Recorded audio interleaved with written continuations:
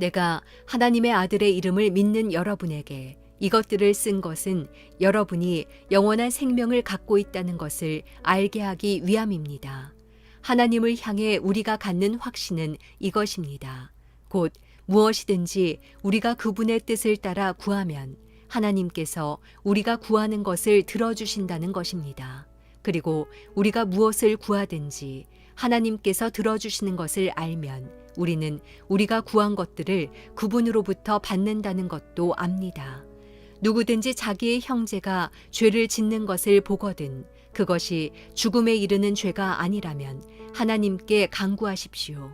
그러면 하나님께서 죽음에 이르지 않는 죄를 지은 그에게 생명을 주실 것입니다. 죽음에 이르는 죄도 있습니다.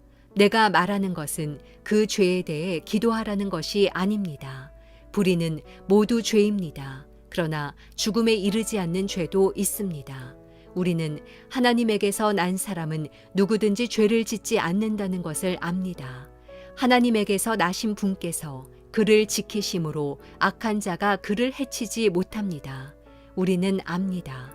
우리는 하나님께 속해 있으나 온 세상은 악한 자의 지배 아래 있습니다. 또 우리가 아는 것은 하나님의 아들이 오셔서 우리에게 지각을 주셔서 참되신 분을 알게 하시고 또 우리가 참되신 분, 곧 하나님의 아들 예수 그리스도 안에 있다는 것을 알게 하신 것입니다. 그분은 참 하나님이시며 영원한 생명이십니다.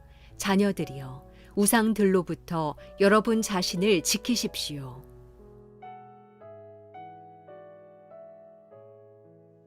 화요일 아침 기도회를 시작하겠습니다. 사랑하는 하나가족 여러분, 오늘도 우리가 이 기도회를 통해서 우리에게 허락하신 그 말씀이 우리에게 힘이 되고 지혜가 되고 능력이 되면 좋겠습니다. 오늘은 요한일서 5장 13절에서 21절까지의 말씀을 함께 나눕니다. 오늘 말씀을 통해서 우리에게 기도하는 방법에 대해서 먼저 알려주고 계십니다. 우리가 기도할 때에는 무엇보다 하나님을 향한 확신을 갖고 있어야 합니다. 우리가 기도하는 대상이 누구인지를 우리가 명확히 아는 것, 그것으로부터 우리의 기도는 시작됩니다. 왜냐하면 그 기도에 응답하시는 분이 하나님이시라는 확신, 그 분명한 깨달음과 알미 있어야지만 우리는 그분을 향하여 기도를 할 수 있는 것입니다. 그러니 오늘 14절에서는 하나님을 향해 우리는 확신을 가져야 한다고 말합니다. 그 확신이 이제 기도로 이어지고 기도할 때 무엇보다 그분의 뜻을 따라서 해야 한다고 말씀하십니다. 그래야지만 우리가 하나님께 기도할 때에 그 기도에 하나님께서는 응답하시고 우리가 구하는 것을 들어주신다고 말씀하십니다. 이러한 기도의 모습을 우리에게 가장 본이 되어 보여주신 분이 바로 예수님이십니다.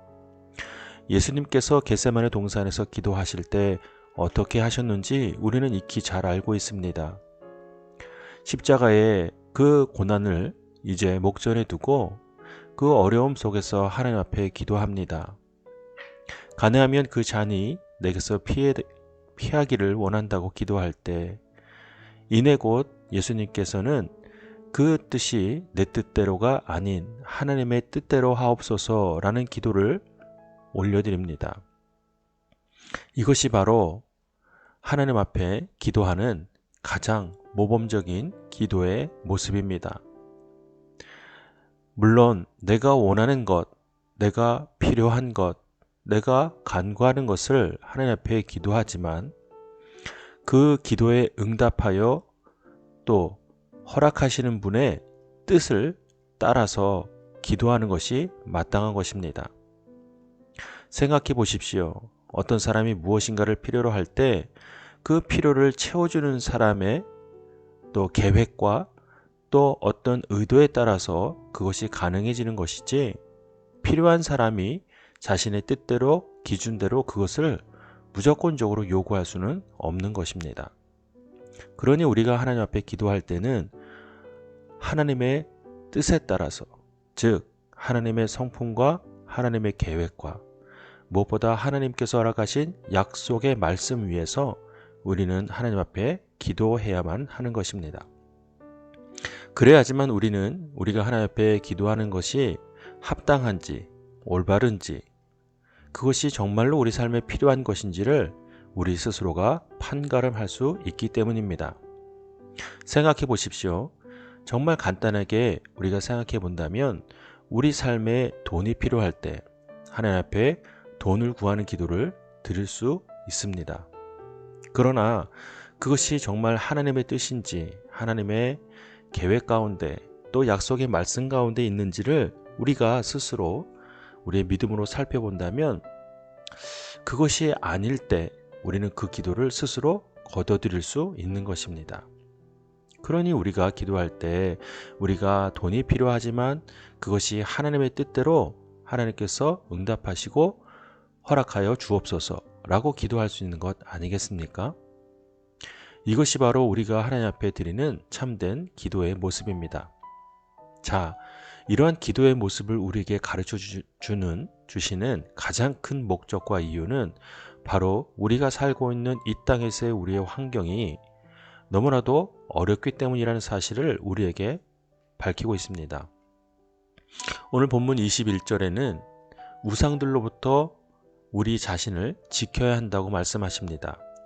즉 우리가 이 땅에서의 사는 삶의 환경은 우리를 유혹하여서 악의 또 범죄함 가운데로 인도하는 그런 환경이 제공된다는 사실을 증명하고 있습니다.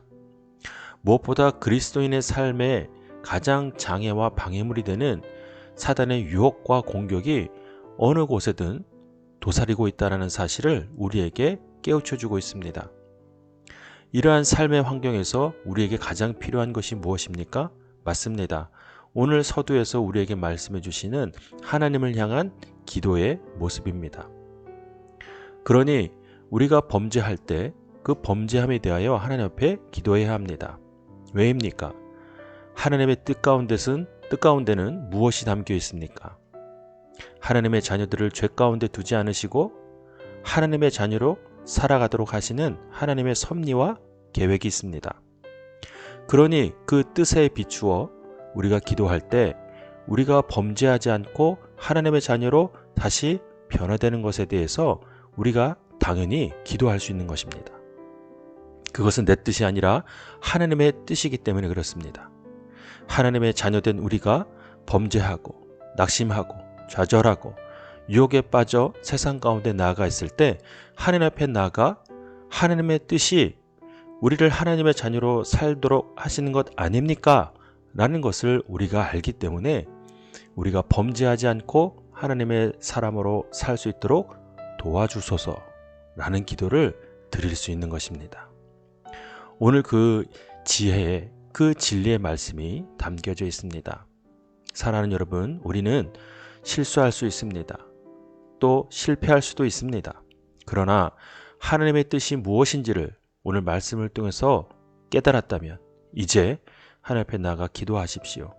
우리가 범죄하지 않도록, 우리가 죄 가운데 머물지 않도록, 세상에 유혹되지 않도록 하나님의 뜻을 구하며 기도하고 또 하나님께서 우리를 이끄시는 삶을 우리가 마땅히 누리며 그렇게 살아가는 우리 하나 가족이 되기를 주님의 이름으로 축복합니다. 오늘 하루도 그러한 소망으로 또 말씀을 붙들고 살아갑시다. 자, 이제 각자에게 주시는 말씀을 묵상하고 또 그 말씀 붙들고 오늘 하루를 의탁하며 함께 기도하겠습니다.